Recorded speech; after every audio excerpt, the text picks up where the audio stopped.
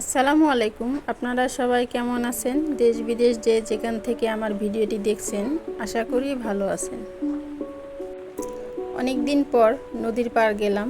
এখানে আমার বড় বোনের ছেলে এবং চাচাতো ভাই মাছ ধরতেছে।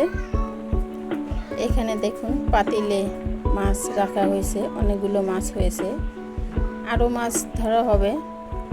তো আমরাও নেমে পড়লাম পানিতে, গোসল করব এবং ওদের সাথে মাছও ধরতেছিলাম।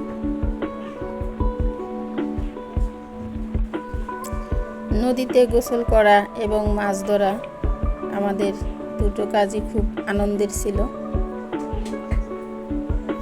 তো এরপর ওদের সাথে আমরাও সামিল হয়ে গেলাম। মাছ ধরে বাসায় নিয়ে আসার পর দেখলাম আমার মা দুপুরে রান্না করে ফেলেছে। সে পোলাও রান্না করেছে এবং গরুর গোশত। তো এখন আমরা সবাই মিলে মাছ কেটে ধুয়ে মা রান্না করবে, আর এর সাথে অল্প ভাতও রান্না হবে, কারণ সবাই মিলে মাছ ভাত আগে খাবো, এরপর অন্য কিছু। আমার আব্বা প্রচুর পরিমাণে মাছ ধরে। তো আজকের দিনটা ছিল শুক্রবার। আব্বা মসজিদে নামাজ পড়তে গেছে, আর এই দিকে আমরা সবাই গিয়ে নদীতে গোসল করেছি এবং মাছ ধরে নিয়েছি। নামাজ পড়ে আসার পর আব্বা যখন দেখলো, সে খুবই খুশি হয়েছিল। তো অল্প কিছু শাপলাও পেয়েছিলাম নদীতে, সেই শাপলাগুলোকে নিয়ে চলে আসছি। আর এখন এই ছোট মাছ শাপলা দিয়ে আমার মা রান্না করতেছে। তো মায়েদের হাতের রান্নাটা একটু অন্যরকমই হয়, আর খেতে অসাধারণ স্বাদের হয়। মা যেভাবেই রান্না করুক সেভাবেই খুব ভালো লাগে খেতে। এটা মায়ের প্রতি শ্রদ্ধা এবং ভালোবাসা থেকেই এরকম। তো মা রান্না করতেছে। পেঁয়াজটা ভেজে নেওয়ার পর মশলা দিয়ে দিল এবং পানি। এখন এগুলাকে একটু সময় কষানোর পর শাপলাটা দিয়ে দেবে। তো আজকের দিনের এই আনন্দের মুহূর্তগুলো আমাদের খুব ভালোই কেটেছিল। তো ধুয়ে নেওয়া শাপলাগুলো এখন দিয়ে দেবে। দেওয়ার পর এই মশলার সাথেই কিছু সময় ভেজে নিচ্ছে। তো আমি বেড়াতে গিয়েছিলাম বাবার বাড়িতে গ্রামে। এদিকে আমার শ্বশুরবাড়ির এলাকায় কোঠা আন্দোলন নিয়ে রাস্তায় অনেক ঝামেলা হতেছিল। সেই খবরটা আমি অবশ্যই জানতে পারিনি। তো বিকেলবেলা যখন বাসায় ফিরতেছিলাম, তখন রাস্তায় এসে অনেক ঝামেলা পোহাতে হয়েছে।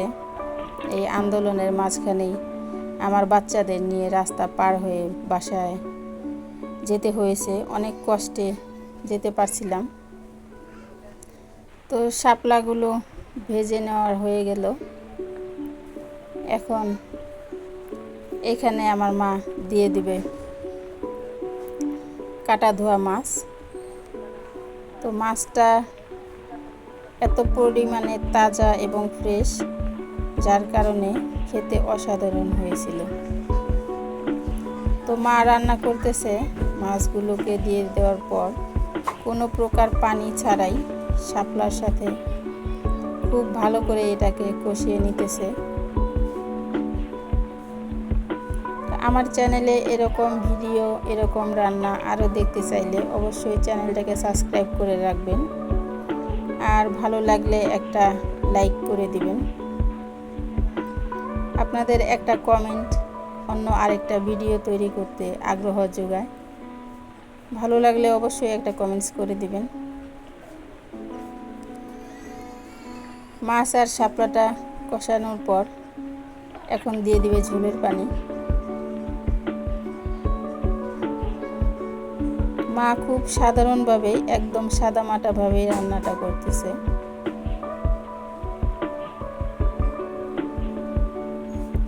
তো সবাই একসাথে খুব আনন্দ করেই মাছ ভাত খাওয়া হয়েছিল, সেজন্যই হয়তোবা অনেক বেশি ভালো লাগছিল। এই ভিডিওটা প্রায় 10-12 দিন আগেরই করা ছিল আমার ফোনে। তো 2-1 দিনের মধ্যে হয়তোবা এই ফোনটা আর আমার হাতে থাকবে না, সেই জন্য ভিডিওটা আজকে আপলোড করে দিলাম। অবশেষে রান্না করা হয়ে গেছে, দেখুন দেখতে কতটা সুন্দর লাগছে মাছের তরকারিটা। এর সাথে আমরা কেটে নিয়েছি কাগজি লেবু। এখন সবাই মিলে খাওয়া দাওয়া করে নেব।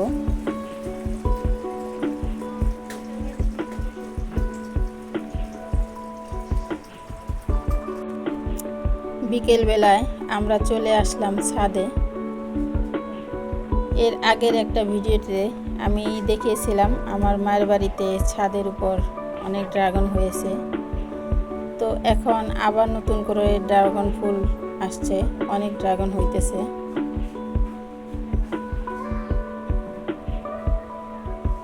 খুব বেশি পরিশ্রম করতে হয় না ড্রাগন গাছ, শুধু একটু পানি দিলেই হয় নিয়মিত।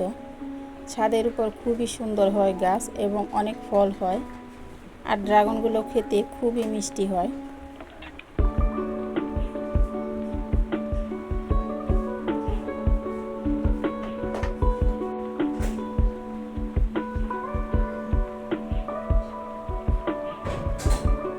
অনেক সুন্দর লাগছে ফুলগুলো দেখতে।